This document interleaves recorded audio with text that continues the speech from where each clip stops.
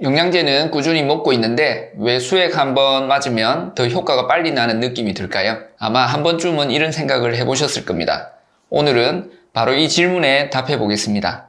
먹는 영양제와 정맥수액 둘 다 영양을 보충하는 방법이지만 몸 안에서 움직이는 방식, 즉 약동학은 완전히 다릅니다. 기능학 관점에서 언제 경구가 좋고 언제 수액이 의미가 있는지 차분히 짚어보겠습니다. 우리가 영양제를 먹으면 가장 먼저 거쳐야 하는 관문이 위와 장입니다. 캡슐이 녹고 위산과 담즙, 소화효소에 의해 내용물이 풀어지고 장점막을 통과해 피 속으로 들어갑니다. 이 과정을 흡수라고 부르죠. 여기서 이미 개인차가 크게 생깁니다. 위산이 부족하거나 췌장효소가 부족하거나 장점막에 염증이 있거나 장누수와 같은 장기능 이상이 있으면 먹은 만큼 흡수되지 않을 수 있습니다. 또 장에서 흡수된 영양소는 바로 전신으로 가는 것이 아니라 간을 먼저 통과합니다. 이걸 초회 통과 대사라고 부르는데 이 단계에서의 일부는 쓰이기도 하고 일부는 대사되어 형태가 바뀝니다. 이런 이유로 경구로 먹는 영양제는 실제 전신에 도달하는 양이 섭취량보다 훨씬 적다는 것이 기본 전제입니다.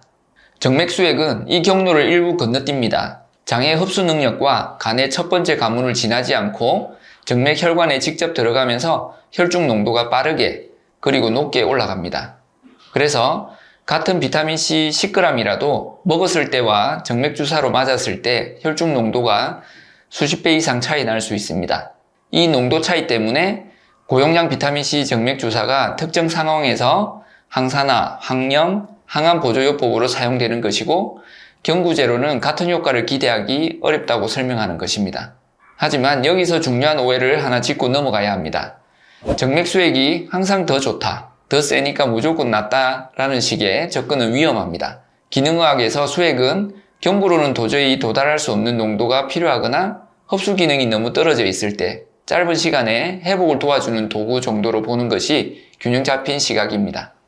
예를 들어 위암 수술 직후로 도저히 씻고 삼킬 수 없는 상황, 심한 장염으로 경구 섭취가 거의 불가능한 상황, 소장절제 등 구조적 문제로 영양 흡수가 크게 제한된 경우에는 정맥 영양 수액이 생명줄이 됩니다. 반대로 장 기능이 괜찮고 식사가 어느 정도 유지되는 분이라면 수액은 기초가 아니라 보조 수단입니다.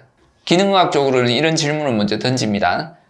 이분은 먹는 영양제만으로도 충분한가? 또는 장과 간의 상태가 경구 흡수를 감당할 수 있는가? 정맥주사로 올린 농도가 실제로 이분의 문제를 해결하는 데 필요한 정도로 의미가 있는가?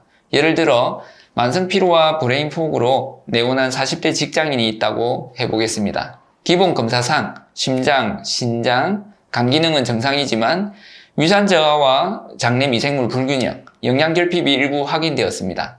이분에게 처음부터 고용량 비타민 수액을 매주 여러 번 마치는 것보다 위산, 소화효소를 보정하고 식단을 정리하고 부족한 영양소를 경구와 저용량 수액으로 병행하면서 경과를 보는 것이 합리적일 수 있습니다. 반대로 항암치료 직후로 구역질이 심하고 거의 드시지 못하는 분이라면 일정 기간은 정맥수액이 회복의 핵심축이 됩니다. 또 하나 잊지 말아야 할 것은 속도와 안전입니다. 정맥으로 투여하는 모든 것은 장과 간의 필터를 통과하지 않고 바로 전신에 퍼집니다. 그래서 신장 기능이 떨어진 분, 심부전이 있는 분, 전해질 이상이 있는 분에게는 수액의 양과 구성, 투여 속도를 훨씬 더 엄격하게 조절해야 합니다. 같은 마이어스 칵테일이라고 해도 어떤 분에게는 도움이 되지만 어떤 분에게는 부담이 될 수 있습니다. 기능의학에서는 이 개인차를 무시하지 않습니다. 정리하면 먹는 영양제와 수액은 우열의 문제가 아니라 도구의 쓰임새가 다른 것입니다.